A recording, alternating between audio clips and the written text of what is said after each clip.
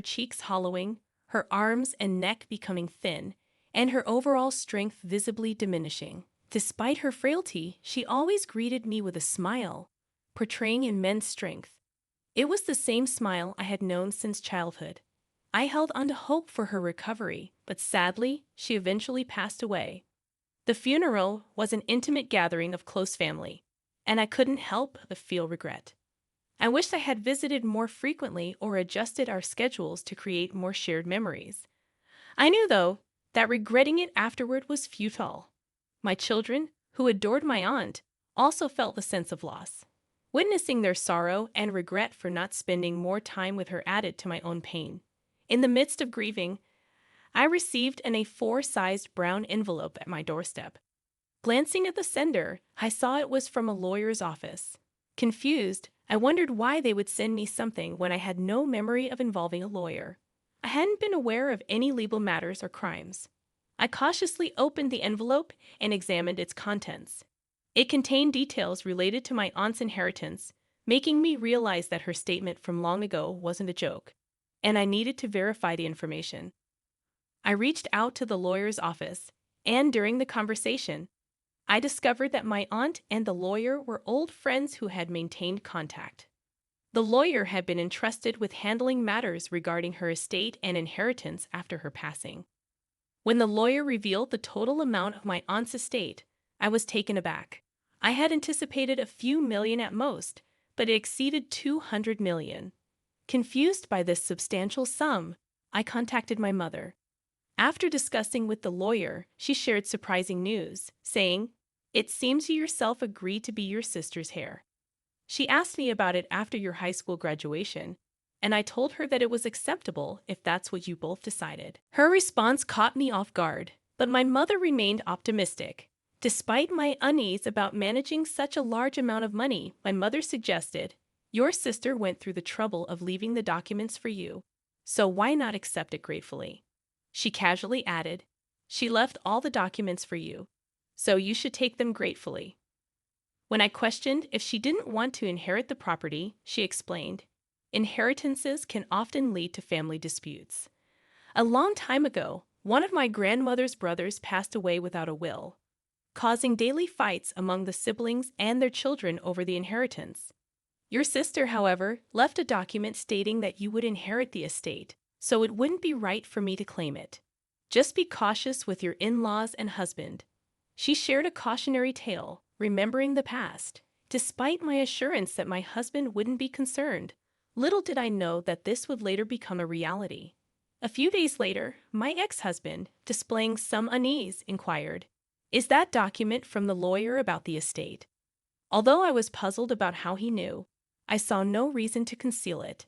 Upon my honest admission, his eyes lit up, and he probed about the inherited amount. A sense of foreboding crept over me.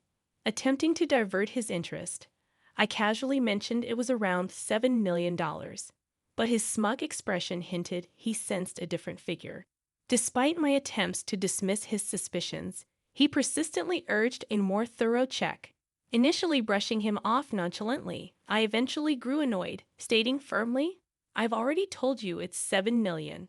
Why you keep asking?"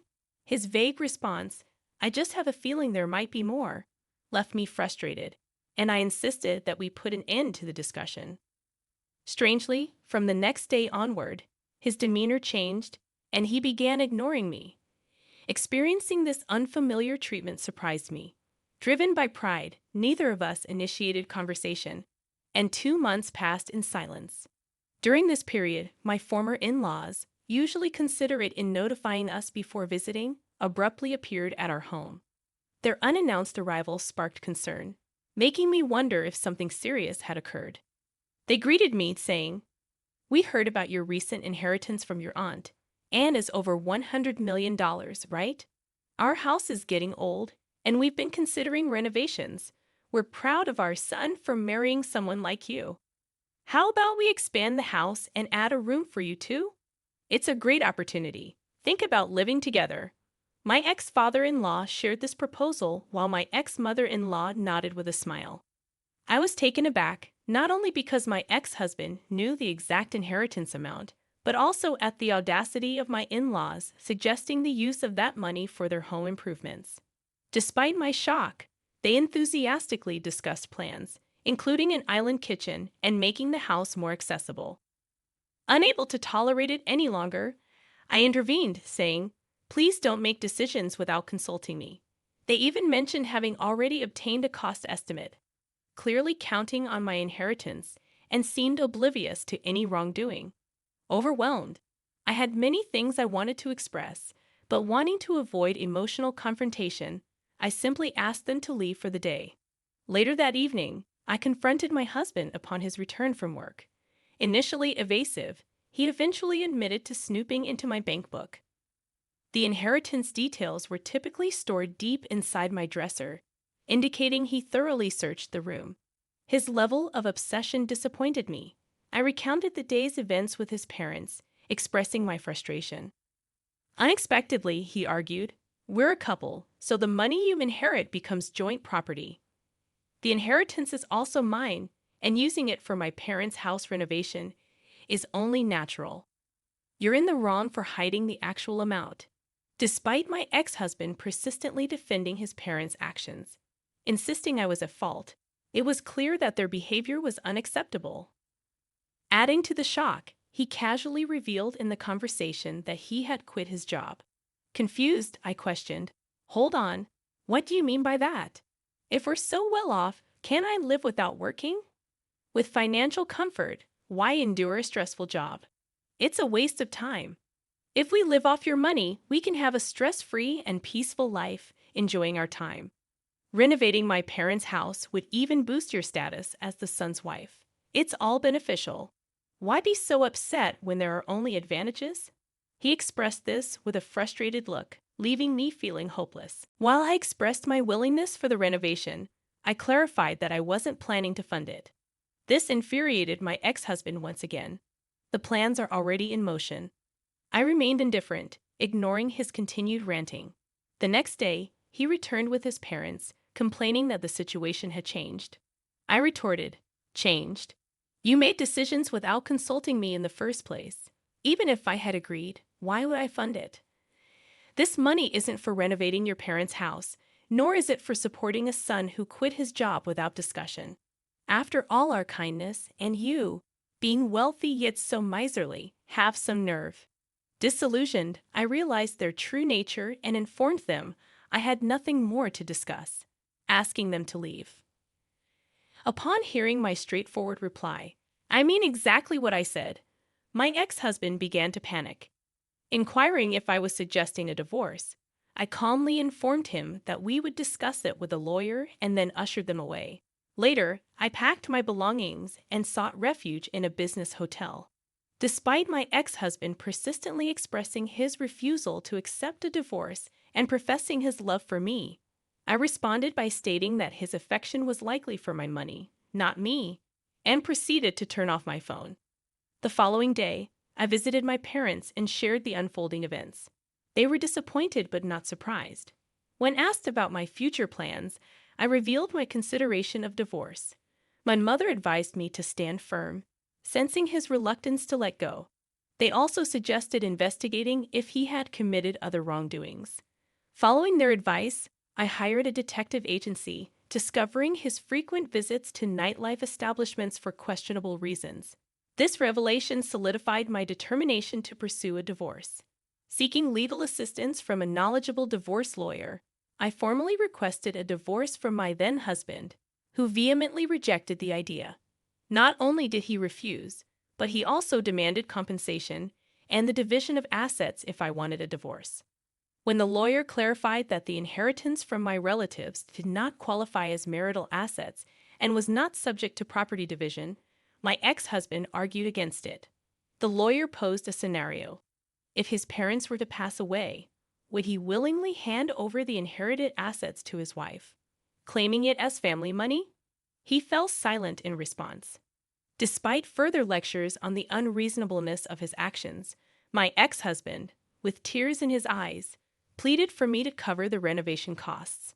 Naturally, that was not an option, and he appeared utterly dejected. Later, I learned that the renovation had already been completed, assuming I would foot the bill, as he had arranged it in his name. Furthermore, the detailed renovation unexpectedly surpassed a total of 7 million yen. It appeared that his reluctance to agree to a divorce was rooted in his inability to meet these payments. I consistently maintained that regardless of our marital status, there was no justification for me to fund the renovation of his parents' home. Despite my firm stance, he'd audaciously attempted to negotiate, proposing that I cover half of the costs. However, he'd abandoned this pursuit when my lawyer threatened to sue him for extortion. Yet, not entirely conceding defeat, my ex-husband's parents even appeared at my family's house. In the end, my father had to intervene physically. The confrontation escalated, resulting in damage to a potted plant at the entrance, prompting us to call the police. When the police arrived to hear our side of the story, they became violent and were subsequently arrested. Naturally, the entire neighborhood became aware of this incident, and the gossip continued even after their release. Considering these tumultuous events, I openly shared the story with some neighbors who enjoyed gossip. Consequently, the audacity of my ex-husband's family became widely known throughout the neighborhood. Eventually, we finalized the divorce. However, even after the legal separation, I continued to receive messages from him expressing love and a desire to start over.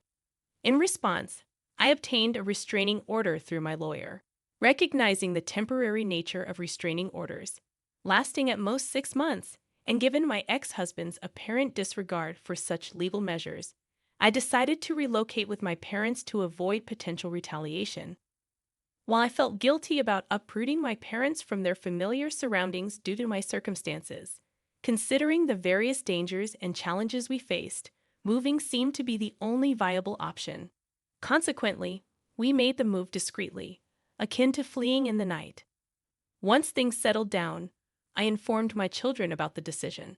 Although they were understandably shocked, they all empathized with my situation, acknowledging that under the circumstances, there was little else we could do. Life continued without major issues, but my ominous feelings proved accurate. Despite the restraining order, my ex-husband was found lingering near my former family home. A vigilant police officer, sensing something amiss, questioned him and discovered a small knife in his pocket, leading to his arrest. When my lawyer informed me about this development, including my ex's desire to talk, a chill ran down my spine. I shuddered to think of the potential danger if I hadn't moved away, naively relying on the restraining order for protection. Ultimately, my ex-husband was released sooner than anticipated since no one was harmed. However, the fear of returning to the area where my family home once stood lingers. For a brief period, I lost track of my ex, but a friend living near his family home provided updates. Following the renovation, heated arguments about finances became a daily occurrence. Phrases like, "You took out the loan in your name, so it's your responsibility," or "This house belongs to our parents, so they should cover the expenses," resonated loudly, making the nature of the conversations evident. Beyond verbal disputes, the sounds of objects being broken could be heard despite the recent renovation. The police were occasionally called to intervene, cautioning the family. There were also occasional remarks blaming me for the divorce or accusing others of supporting it. Before the inheritance issue, we had a decent relationship, and the bond between my ex and his father was strong. Witnessing how money could destroy these connections saddened me. Reflecting on my mother's words that money can change people, I now understand the truth behind that statement. Additionally, it appears that my ex-mother-in-law is urging my ex to find a job already, and his retort, "Shut up," is audible. It seems he still hasn't found employment, which might be challenging given his age. Due to my open sharing of the story, the neighbors are aware of our messy divorce. Consequently, nobody approaches the ex's family, fearing requests for money. Some even believe that going near their house could bring bad luck. I couldn't help but laugh when I heard this rumor. Currently, I reside in a moderately spacious rental apartment with my parents. Despite their constant encouragement to prioritize myself, the thought of remarriage doesn't even cross my mind. I've decided to spend the rest of my life with my parents. The fear lingers that if a potential partner discovers the inheritance, they might undergo a transformation similar to my ex-husband. Additionally, since I never had many hobbies or extravagant spending habits, I plan to maintain my usual lifestyle. I envision utilizing this inheritance for the well-being of my parents and myself in the future, especially if there's a need for special care in our old age or to celebrate significant milestones like my children's weddings or the arrival of grandchildren. Honestly, it's a substantial amount that won't deplete with casual spending.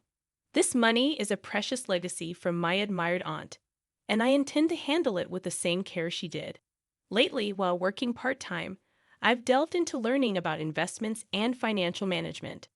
It's proven to be a challenging endeavor, deepening my respect for my aunt, who skillfully managed it for many years.